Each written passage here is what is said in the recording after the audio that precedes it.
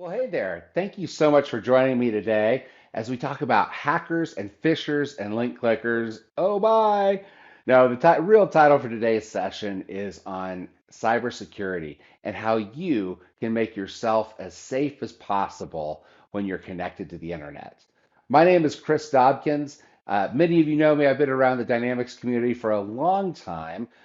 Most notably, I've had an opportunity to be involved in some of the largest deployments of Dynamics GP in the world.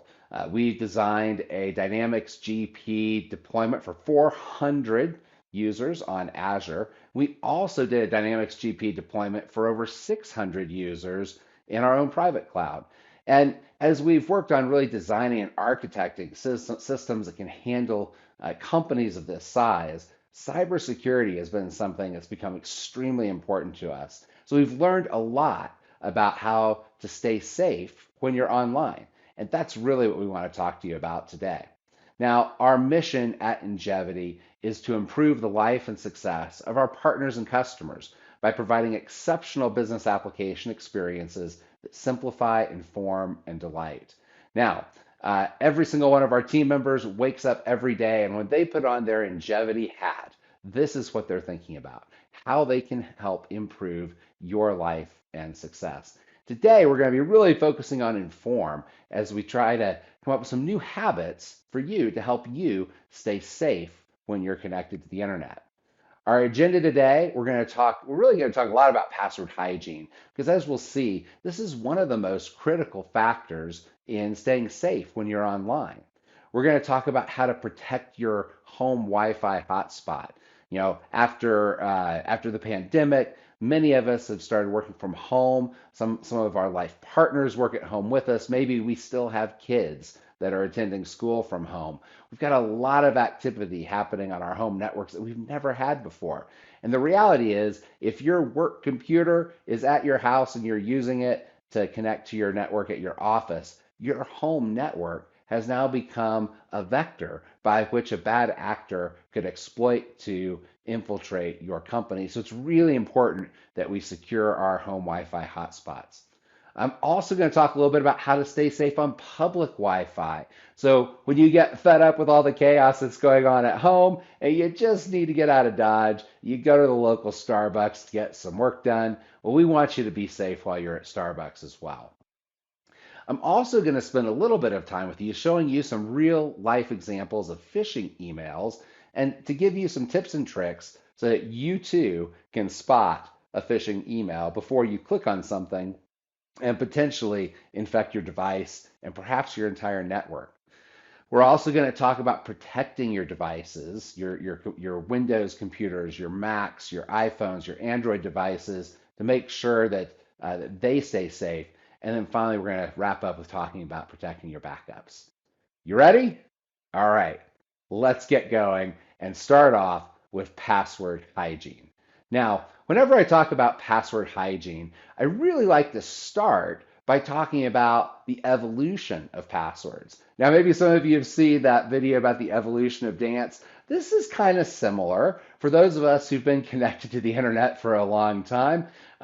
We've gone through an evolution of the way that we've created our passwords. I mean, when I first started using the internet and was using services like CompuServe and AOL, for the younger folks in my audience, those were services that you'd connect to with a dial-up modem in the early days of the internet. But back then, there really weren't any rules around what your password could be. There weren't a lot of rules about lengths or complexity. They basically just said, give us a username and a password. So that's what we did. Now, I don't know about you, but maybe the first password that you ever created was your dog's name. Let's say your dog's name is Dakota, and that served you well for a long time. Uh, uh, this is a great password. Nobody's ever going to guess you have a dog named Dakota. And back in the early days of the internet, this was just great. But after a little time went by, and the security folks eventually came to us and they said, you know what? We need to put some rules on passwords.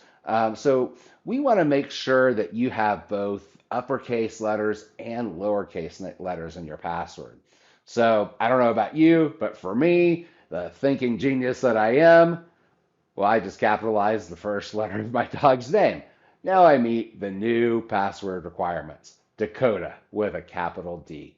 And for a while, I was totally fine with this.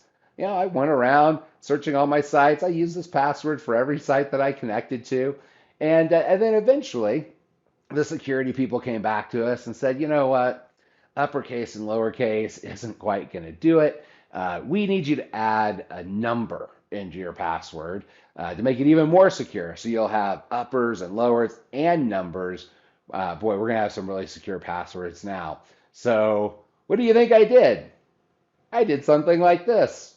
Maybe you did that too. Dakota 1. Now I'm even more secure because I've got that number in my password. So again, this was great, went along like this for a while, but then the security people came in and said, you know what? This just isn't quite enough. We need to have more characters in there. We want you to have uppers and lowers and numbers and special characters in your password. So, what did I do? I decided to shout my dog's name, Dakota 1! Yes! I added that exclamation point to the end of my password. And I bet a lot of you guys did that too.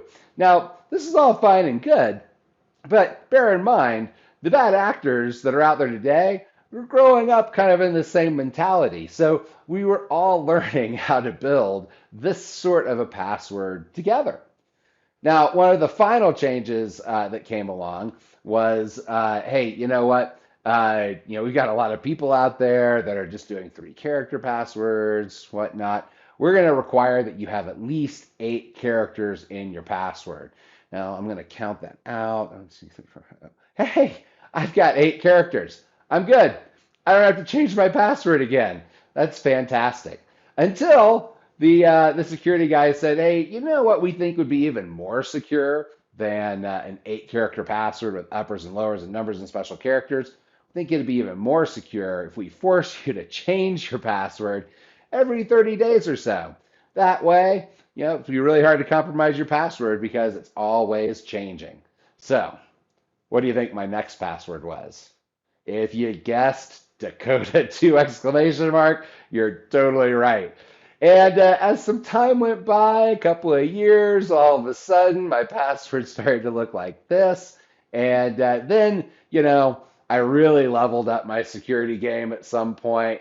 And now my password that I use for all my things looks a little bit like this. I've got a little at sign in place of my A's. I'm going to use a 0 in place of my O's. Maybe use a 3 instead of an E, because this is really smart. No bad guy's ever going to figure this out. Except, you know what? We all do it this way. So, of course, the bad guys are thinking about, maybe I'll take this person's dog name, play around with the different, which letters capitalize, substitute an A for an at sign, and see where I can get. But you know what? The reality is that the amount of time that it takes to crack a password with the level of computing power that we have today. Let's say you've got that 8-character password with uppers and lowers and special characters and numbers. Today, that password can be cracked in 8 hours or less. If you only do upper and lowercase letters, 22 minutes, that password can be cracked. Now, if you make the password a little bit longer, let's say you go to 12 characters, you had 4 characters, all of a sudden we're going from 8 hours to 34,000 years, or 22 minutes if you're only using uppers and lowers to 300 years. So one of the things we've learned about passwords is that really it's not the complexity that's important, it's how long the password is. Every time we add a digit, we're making it significantly more complicated for a bad actor to crack our code.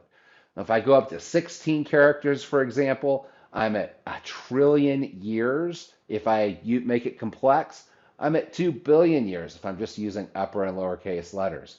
That's a long time. 18 characters, 6 trillion years, up to 7 quadrillion years. So as you can see, really one of the most important things when you're thinking about password hygiene is having a long password, not necessarily a complex one.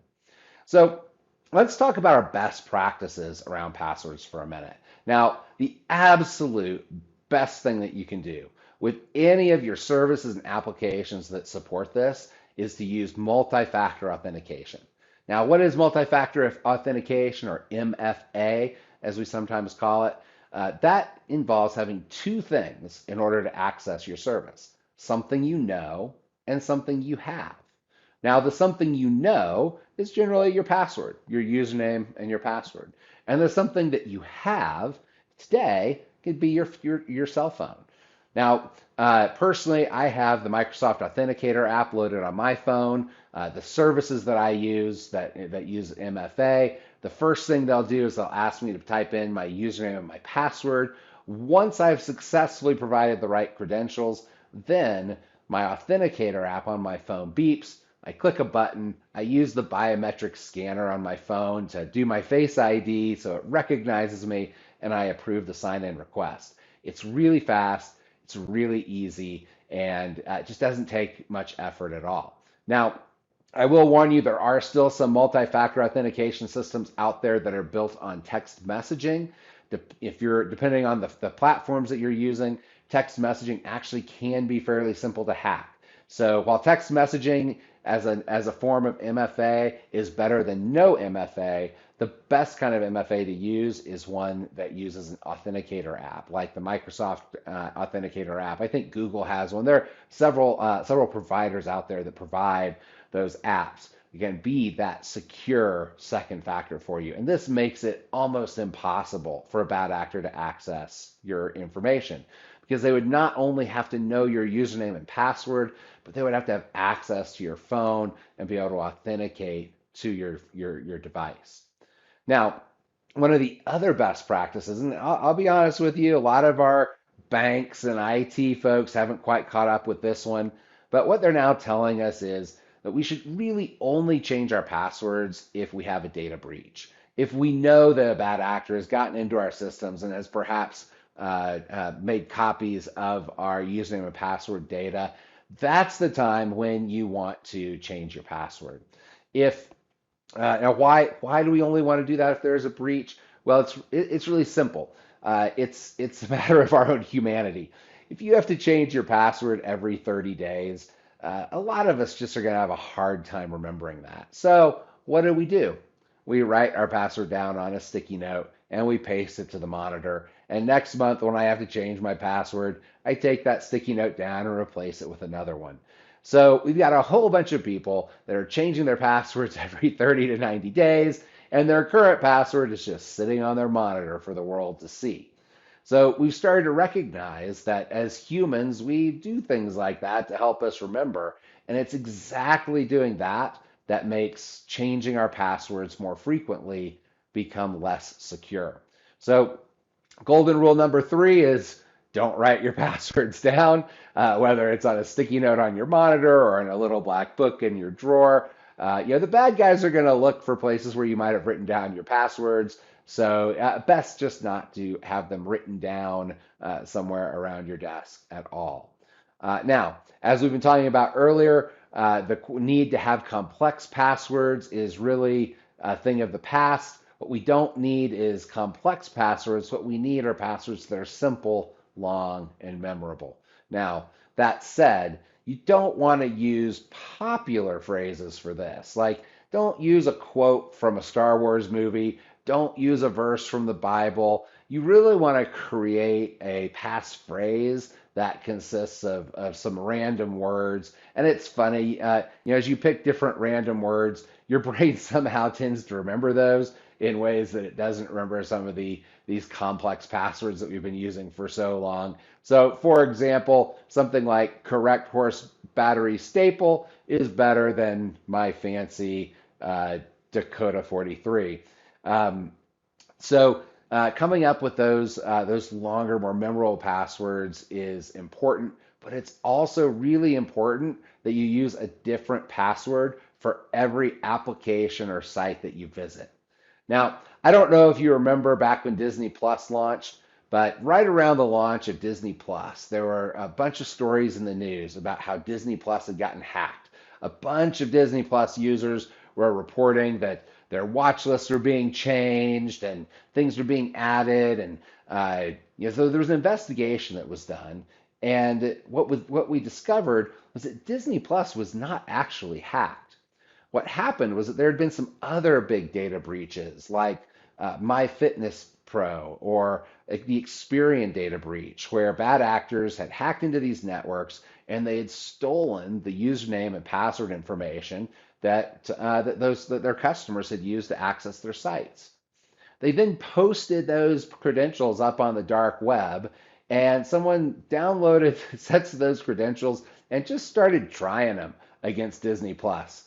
And lo and behold, a whole bunch of those username and password pairs, those combinations, worked and allowed these bad actors to get into those Disney Plus accounts. All because the person who had used one set of credentials for Experian or MyFitnessPro used the exact same set of credentials for Disney Plus. Are you using the same credentials for your bank too? You can see where I'm going with this. If a service that you use gets hacked and you're using the same username and password for all of your services, including your banks, all of a sudden, all of your information is potentially at risk. So it's really important. Never reuse a password. Now, you might be saying, oh my gosh, Chris, all right, so what you're telling me is that I don't have to change my password anymore, but it needs to be like 16 to 24 characters long. It can't be a famous quote, and I need to have a different one of these for every single site that I visit. Yeah, that's kind of what I'm telling you. You're probably thinking, how the heck am I going to do that? How am I going to remember all these things without writing them down in a notebook? Well, there's a real simple answer, and that is that what you need to do is get a password manager. Now, a password manager, this really needs to be kind of like the basics of what every single person needs as they start connecting to the internet. Now, there are a bunch of them out there. There are applications like 1Password and LastPass and Dashlane. What these applications do is they run on all your devices. You can use them to create complex passwords for you. So instead of using a 16 to 24 character passphrase, they'll just create a 16 to 24 character totally random password for every single site that you use. They store all that information up in the cloud, completely encrypted, so even they don't know what your passwords are. And then you can install their app on all your devices. So whether I'm at my computer or on my iPhone, whenever I need a password, that password is automatically filled in for me. On my phone, I just scan my face, and that authenticates it to put in a password. On my computer, I can use Windows Hello or Apple's fingerprint, and it'll just put my passwords in for me. So I don't even have to type those 16 to 24 character passwords. It's really pretty amazing. This is the way that you have different passwords for different sites. And the only password that you have to remember, the only one, is the one for your password manager. And it'll take care of everything else. So hopefully right now what you're doing is you're watching this video, is you're over on your other monitor and you're downloading a password app. By the way, these things will even import all of your passwords from Apple Keychain, from your Chrome or Edge browser. They'll import all your passwords, and then they will tell you which ones you need to go change because they're too weak. They'll tell you which sites you're reusing passwords on. So these tools will not only help you be safer, but they'll help you improve your overall password hygiene across all the sites that you visit. So can't recommend this highly enough. Go get yourself a password manager. All right, moving on. Let's talk about protecting your Wi-Fi hotspots. Now, as I said earlier, a funny thing happened on the way home from COVID. We all of a sudden started working from home. You might have 2 or 3 adults in the house that are working from home. You probably had some kids that were home going to school. Maybe you still have some kids at home going to school, and maybe you and your partner are both still working from home. You've got a lot of devices that are accessing your home Wi-Fi network. Not to mention when the kids' friends come over and they're having sleepovers, and everybody wants to know the password to your Wi-Fi hotspot. Really, really important that we protect these things because, as I said, this Wi-Fi hotspot, if you're working from home, your home network is now a potential attack vector to your company.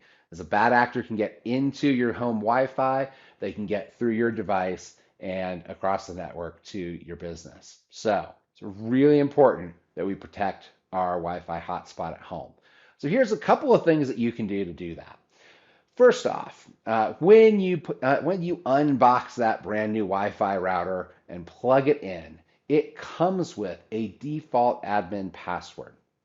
You do not want to keep that default admin password because you can actually go out on the internet and Google the brand of your router and get a list of the default admin passwords that, let's say, Netgear has been using over the years on their routers. Super convenient if you've forgotten what your default password is or if you've had to reset your router, but it also makes it really easy for a bad actor. They know all the passwords on the Cisco and Netgear and the various different devices that you might use as your home Wi-Fi router. So if you haven't changed your admin password, you're definitely going to want to. I don't do that right now because it'll interrupt your ability to watch this because it'll reboot your router. But when you're done watching this, go change the admin password on your router. You're also going to want to make sure that that admin password is a 16 to 24 character passcode so it can't be cracked in less than 8 hours. Another best practice with your home Wi-Fi is not to use the default network name. Now, what's the network name? That's the thing that when you go into your phone and you're browsing for Wi-Fi networks and you see all the different networks that are around you. Maybe you see, FBI surveillance van, ha ha ha. Maybe you see, IRS agents. Maybe you see Netgear 457 and Netgear 246. One of the things that all of the manufacturers of these routers do, most of them anyways, they embed the name of their brand into their default hotspot name. So again, I'm a bad actor. I'm driving up and down the street scanning for Wi-Fi networks. I see one that says Netgear 14157. I go, oh, I wonder what the default admin passwords are for Netgear. And if you haven't changed your password, I'm in. And you know what? It's just better that the bad actors don't know the brand names and models of your Wi-Fi network in the first place. So come up with a different name. Don't use FBI surveillance van. It's overused and it's not that funny. Well, maybe it's a little funny, but come up with a name that doesn't identify you. Don't put your home address in it. Don't put your telephone number in it. Just come up with a Wi-Fi name that you can use around the house, and your kids and your partner will connect to. When you put a password on that network, the Wi-Fi password, yes, it does need to be 16 to 24 characters. Again, you don't want to create a Wi-Fi password that is easily hackable. That does make it a little harder when your kids' friends come over and they want to get on your network. But you know what? If they have an iPhone, you can use that little share password feature that we have on the iPhones. And if they don't, well, you can just type it in for your kids. In fact, you know what? It's better that you don't just tell your kids' friends what your Wi-Fi network password is, anyways. So make sure you do that. The next thing I'll tell you about your router is you've got to keep the router firmware updated. These little Wi-Fi routers they're just little computers, and instead of running software interfaces, they run a hardware interface called firmware. And that firmware gets updates from the manufacturer, just like your Windows and Mac OSs get updates from the manufacturers. When a Wi-Fi router manufacturer discovers a vulnerability in their router, they will fix it in a firmware patch. Now, those vulnerabilities tend to be public information.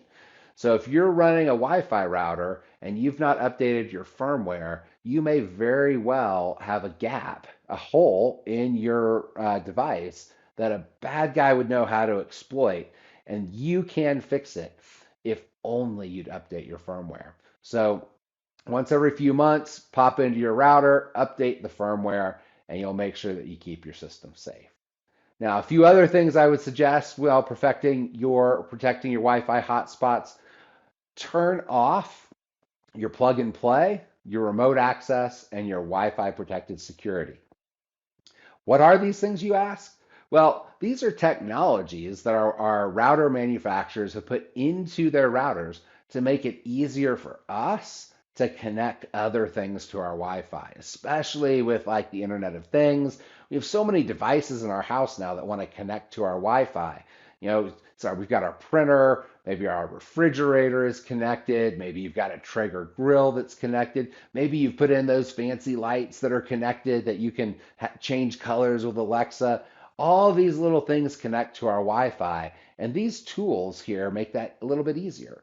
But just as they make it a little bit easier for us to connect things to our Wi-Fi, they also make it easier for bad actors to connect to our Wi-Fi. So, if you're not trying to connect a device to your Wi-Fi network, turn these things off. When you do go out and buy those fancy lights and you want to connect them, go to your router, turn these things back on, get those lights connected to your Wi-Fi, and then turn these tools off. So again, you're only using them when you're actually trying to connect something to your network.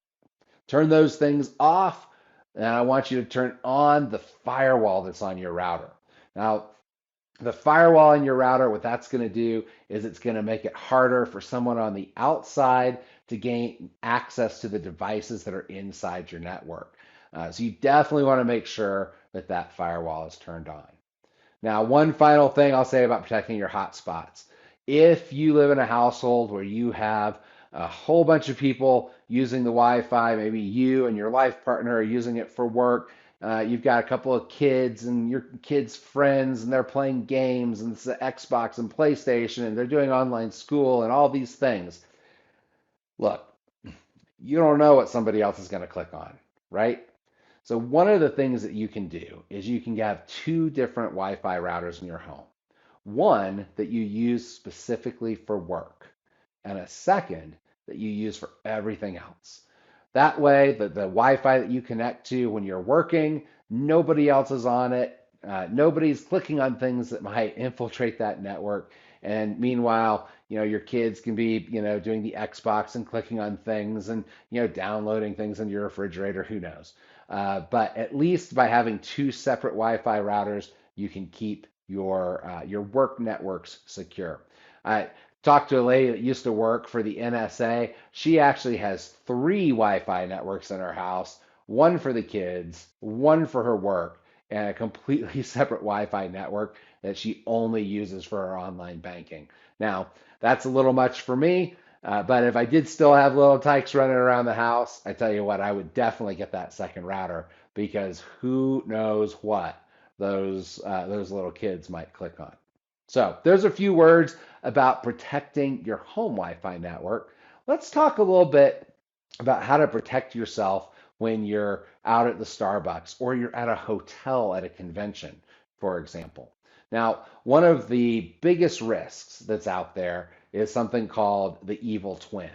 What is the evil twin, you say? Well, let's say that I'm at the local Starbucks and I go to browse my Wi-Fi networks to connect, and I see a Starbucks and I see a Starbucks VIP.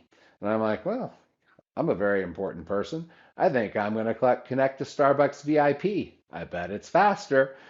When I do that, it's very likely that that Starbucks VIP hotspot actually doesn't belong to Starbucks at all. In fact, it could belong to somebody sitting out in the parking lot with a router set up in their car. Once you connect to it, they will have access to everything that you send across the wire. You connect to your bank website, put in your bank username and password, they now have your banking information. You connect to your work, they have your work password. So it's very, very dangerous and very easy to fall for. So it's really important, whether you're at a convention, at a hotel, at a restaurant, at a Starbucks, make sure that you're connecting to the true, authentic hotspot for that location. Another is called a packet sniffer. Now, all that this requires is that someone comes in, gains access to the Starbucks or Marriott router, plugs a little device into it that is then able to observe all the traffic that is running over that device. So you may be connecting to the official Marriott or Starbucks router, that doesn't mean that a bad actor isn't able to watch everything that you're doing across that wire. Now, a couple of things that you can do, actually, one really important thing that you can do to protect yourself against these two risks is to use a VPN. Now, many of us at work, we have VPNs that are provided to us by our companies. If your company doesn't provide a VPN to you, there are a whole bunch of really inexpensive VPNs out there that you can use. Personally, I use Norton's VPN as it comes with in a package with Norton LifeLock, the Norton VPN, and the Norton Security software for my computer. But there's others out there that you can purchase. NordVPN has one. I mean, there's probably about a dozen. They'll cost you less than $100 a year, and they are invaluable. You can run them on your phone. You can run them on your computer. So you're out at a you're out in Mexico at a pool on the hotel Wi-Fi. You can be on your VPN to help make sure that a bad actor isn't getting your information. Same as if you're just at a Marriott at a conference center. So make sure you get a VPN. Two things I want you to learn from me today: get a password manager and get a VPN. They will greatly help protect you when you are connected. Now, this next one is a little bit different, and it's a little bit newer. And maybe you've not heard of this one yet. This one is called juice jacking. What is juice jacking, you might say? Well, let me tell you. Have you ever been to an airport or a coffee shop where they have little USB plugs that you can just plug the end of your USB cable in, and then the other end goes into your phone? Well, guess what? Just like credit card scammers figured out a way to pull the magnetic credit card data off your card when you insert it into a card reader, bad actors have now figured out a way to interfere with those USB ports so that when you plug your phone into that device, they're able to access all of the information on your device while you're charging. The best way to protect yourself against juice jacking is to carry around one of those little bricks with the two or three prongs on it and plug into an actual electric plug. We haven't figured out a way yet, at least as far as I know, to hack the electric plugs. So plug into an electric plug, don't plug into an open USB port. You know what? This goes for hotel rooms as well. We've seen these really popping up in the hotel rooms. Bring your own plugs with you. You'll be much safer. So, just a couple of things to bring this home. If you're on public Wi-Fi, use VPN software. If you are at a public charging station, bring your own cables and plug into a wall outlet, not a USB port. Okay, let's talk for a minute now about how to identify phishing emails.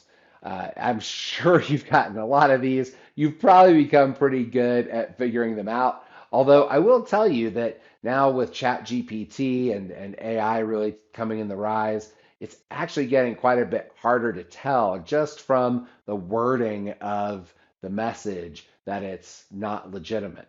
So we're going to have to start looking even more closely at these emails as time goes on in order to make sure that we stay safe and we don't click on the wrong things. Now, there are two types of phishing attacks. The first is the phishing that you're probably most accustomed to. This is when somebody sends out millions and millions of emails. It's like casting a wide net and just hoping some fraction of the people will click on it. This might be an email that is from someone you know, somebody who themselves has been hacked, and they're sending you a message saying, hey, here's a copy of your invoice, or hey, here's a copy of your project plan, or download this file from my OneDrive, and there's just a little link in it for you to click on. Or it might be coming from something that looks like UPS saying your package is delayed. Usually they're going to ask you to click on a link or download a zip file. And by doing so, that is going to download malicious content onto your computer. Now, the other kind of phishing is something called spear phishing. Now, the biggest difference with spear phishing is it is targeted. This one takes a lot of effort. Somebody is actually looking up information about you and the company that you work for. They're trying to understand, who's the accountant, who writes the checks, who's the owner that approves large expenditures. And maybe you get a phone message, or I'm sorry, like a text message or an email that looks like it's from your boss asking you to wire $10,000 to a particular vendor, and here's their bank account. Or maybe you get a message that says, hey, can you change my direct deposit information for my next payroll? Maybe you're in the process of buying a house and you get an email that says, hey, we're moving escrow up. I just need you to click here and get those funds to us a little bit early. You know, all of those are real world examples of how bad actors have used spear phishing to steal large sums of money from individuals. So how do you identify a phishing attack? I mean, really, the most important thing here is to pay attention to your spidey sense and just to use a little bit of critical thinking. I mean, if something feels a little bit off, stop, pause, look a little closer, right? Like, does this person normally send me emails with invoices that are a link that I need to click on? Do they normally send me project updates? How do we normally change bank accounts for direct deposits? And is this person following that process or are they doing it a little bit differently? If it feels different, just pause before you make a change or before you send some money and just look a little bit closer.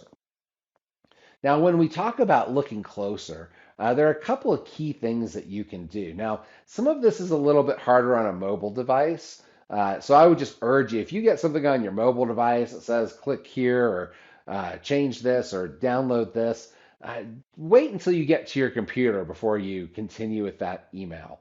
Because on your computer, it is a little bit easier, especially if you're using a mail client like Outlook, for example. With Outlook, it makes it really easy not just to see the display name of the person that is sending the information to you, but also the actual email address.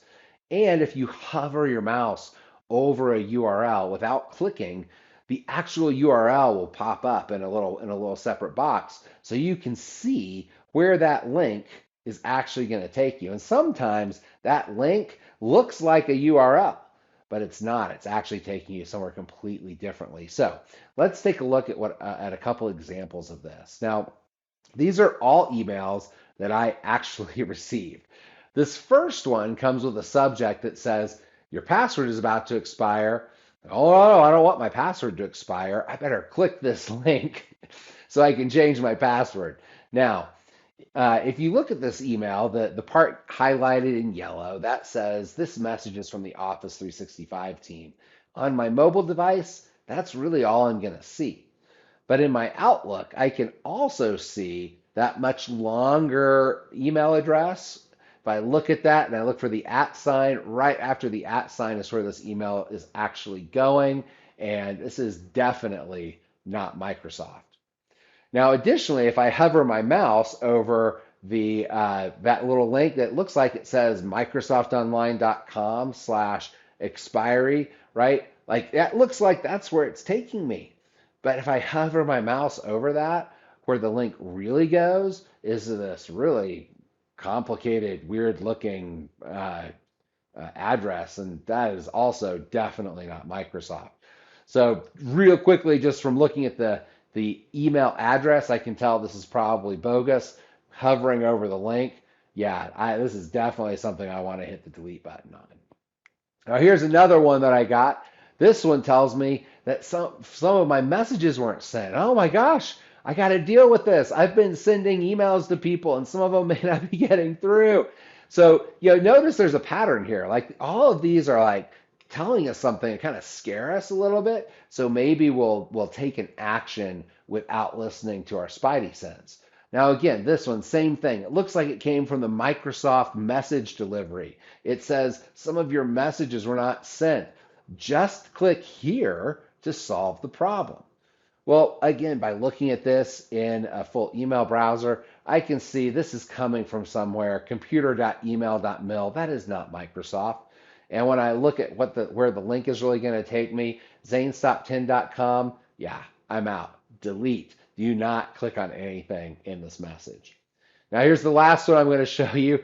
This one is also another. It's designed to get you to go, oh no, I better do something. I've got a shipment that's been placed on hold. Now I don't know who's going to email me in the U.S. and say parcel. Parcel, that might be a little more of a European term, but parcel shipment. I've got something that's placed on hold. I need to get this released. It looks like it's coming from FedEx, right? Although FedEx Express, maybe they got that a little bit wrong. But of course, again, I can look and see this is coming from amita.mitval.de. And if I click on the link to provide my correct delivery address, I can see this is going someplace completely different. FedEx isn't involved in this email at all. So you can see what I mean. Listen to your spidey sense. You see a word like parcel and you think, oh, I don't know that FedEx is going to use that word for me in the U.S. And just stop, take a moment, and look a little bit closer. Now, if you have become a victim of phishing, a lot of times, unfortunately, these things end with a ransomware attack. There are several sites where you can report this. Even if you don't click on the link, you can forward those emails. You can report those phishing attempts. If you have clicked the button, if you have sent the money, if you have gotten yourself some trouble, you can also call your local law enforcement, and they can help you. To the extent that they can help you. Honestly, with some of these things, if you've transferred money from your bank account, it's really hard to get that back. So just be careful, and again, call your local authorities if you have been a victim. So I want to talk for a minute about protecting your devices. Um, we're going to talk really about all the different devices on any device that you have, laptop, computer, cell phone, tablet. Make sure you keep the updates applied. Most of these operating systems, whether it's a phone operating system or computer operating system, they are not perfect.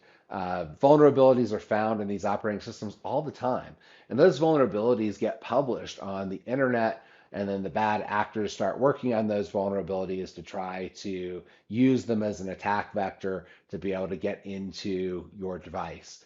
The device manufacturers continuously update their operating systems to patch those gaps. So if you are staying up to date on your operating system updates, just like staying up to date on your Wi-Fi router firmware, that is the biggest step that you can take to make sure that you stay safe.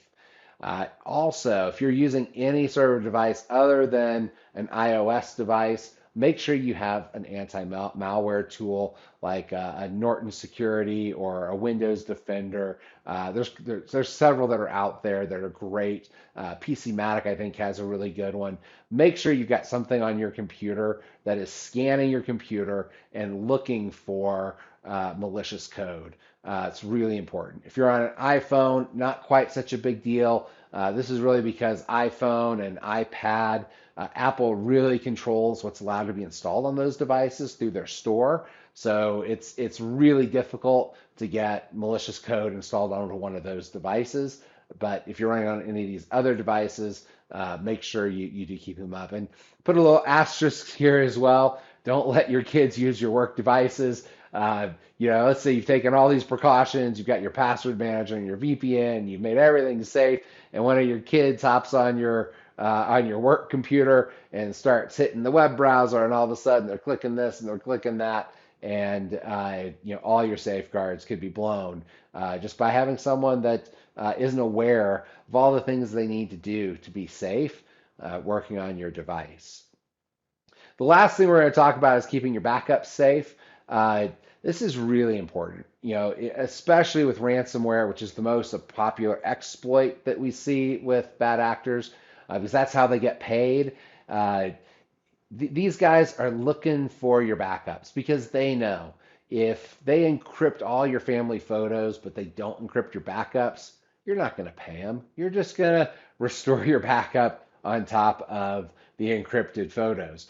So the first thing they're going to do before they ever encrypt your photos is they're going to look for your backups. Before you even know they're in your device, they're going to look for your backups and they're going to encrypt those first. chances are you're not going to notice your backups getting encrypted. Once those are encrypted, then they're going to come and they're going to encrypt the things that are really of value to you. And at the time when you go to get your backups, you're going to find out they're completely unusable. So it's really important. Number one, find an online backup service that's designed with ransomware in mind. These backup services will keep your data up in the cloud, and they can actually tell if the kind of changes that are coming across the wire are from widespread encryption, and they can stop that to protect the data that's in the cloud, and even potentially notify you that you're about to become a victim of a ransomware attack. Also, it's a good idea from time to time, especially if you're talking about irreplaceable family photos, buy a removable disk, whether it's a hard drive or I don't know if you can still find a DVD burner.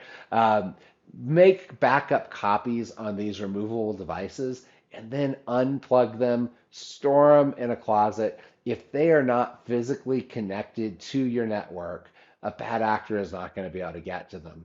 And you'll at least have whatever you've saved onto that external device if something terrible were to happen with your computer. So, few final thoughts as I leave you. Now what?